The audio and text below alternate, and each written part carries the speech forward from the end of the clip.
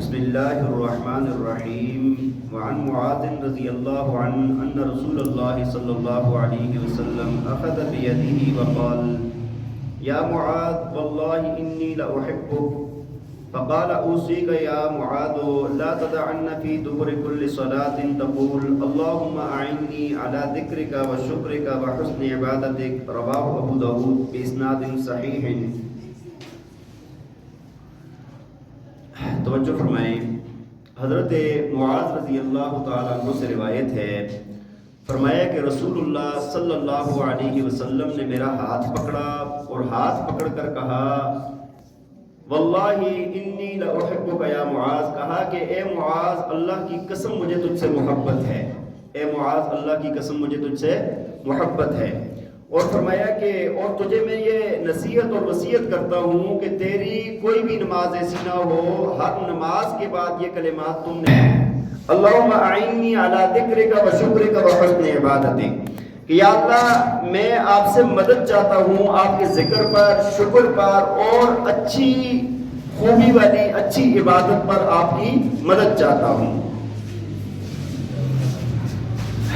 بھائی یہ روایت اس میں پہلی بات نبی پاک صلی اللہ علیہ وسلم نے حضرت معاذ رضی اللہ تعالیٰ عنہ کو فرمائی کہ اے معاذ اللہ کی قسم میں تم سے کیا کرتا ہوں، محبت کرتا ہوں.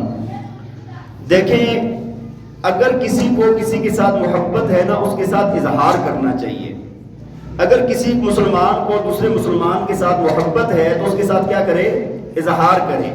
اس بات کے اندر بہت زیادہ ہمارے اندر نقصان ہے کہ بعض دفعہ ہمیں اپنے بھائی سے محبت ہوتی ہے، بعض دفعہ ہمیں اپنے والد سے محبت ہوتی ہے، اپنے چچا سے، ماموں سے، کسی نمازی سے، کسی یار دوست سے ہمیں پیار ہوتا ہے، لیکن ہم اس کو بتاتے نہیں ہیں، ہم اس کو بتاتے نہیں ہیں.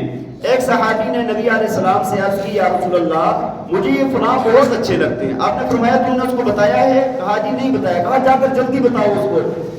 تو اگر آپ کو نا کسی سے محبت ہے نا تو اس سے اظہار کریں، اس سے کیا کریں. ساری زندگی گزر جاتی ہے، بیٹا والد کو یہ نہیں کہتا کہ ابو جی آپ مجھے اچھے لگتے ہیں، آپ سے مجھے محبت ہے.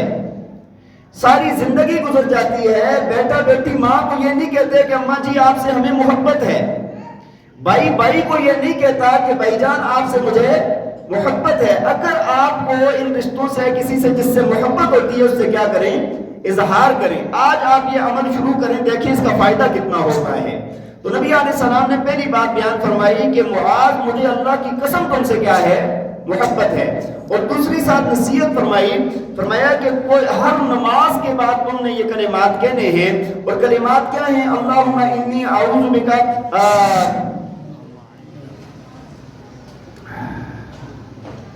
کیوں میرے ذہن سے نکل جاتا ہے، اللہم اعنا علی ذکرک و شکرک و حسن عبادتک، کہ اے اللہ آپ میری مدد فرما ذکر پر، شکر پر اور اچھی عبادت پر. دیکھیں ذکر علامہ ابن حجر اسقلانی رحمہ اللہ فرماتے ہیں ذکر کے اندر نا قرآن کی تلاوت بھی آتی ہے. یعنی قرآن کی تلاوت، اپنی یاد، اپنے ذکر پر میری کیا فرما، مدد فرما. اور شکر کا، اور اپنے شکر پر میری مدد فرما. انسان پر شکر لازم ہے. اللہ تعالیٰ نے انسان کو اتنی نعمتیں عطا فرمائی ہے کہ انسان ان کو شمار وَإِن تَعُدُّوا نِعْمَتَ اللَّهِ لَا تُحْصُوهَا، اگر تم میری نعمتوں کو شمار کرنا چاہو تو شمار. بلکہ میں کہتا ہوں کہ اگر آپ کو اللہ نے جو ایک نعمت دی ہے نا، ایک نعمت کے اندر جتنی نعمتیں ہیں آپ ان کو بھی شمار نہیں کر سکتے. اللہ نے آپ کو آنکھ کی نعمت دی ہے نا، آنکھ کے اندر جو اللہ نے اس ایک نعمت کے اندر جو کروڑوں نعمتیں رکھی ہوئی نا، آپ ان کا شکر ادا نہیں کر سکتے. ہر چیز ہمارے لیے نعمت ہے تو ہم اس کا کیا کریں گے. تو اللہ سے مدد مانگ رہے بندہ کہ اللہ اپنے شکر کی بھی توفیق عطا فرما، اور پھر اچھی عبادت کی توفیق عطا فرما. اچھی عبادت کون سی ہوتی ہے؟ جس کے اندر خشوع ہو، خضوع ہو، اخلاص ہو، ریاکاری نہ ہو، اور پھر اللہ تعالیٰ اس کو قبول فرما لے اپنی بارگاہ میں.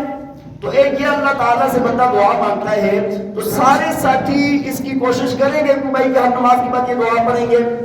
دعا یاد ہے سب کو؟ دعا یاد ہے؟ نہیں یاد تو یاد کرنے بڑی آسان دعا ہے. ہاں جی، اللہم اعنی علی ذکرک و شکرک و حسن عبادتک. پڑھیں اللہم اعنی علی ذکرک و شکرک و حسن عبادتک.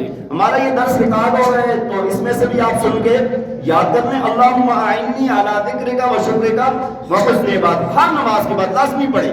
اللہ آپ کو عبادات کی توفیق عطا فرماتے رہیں گے.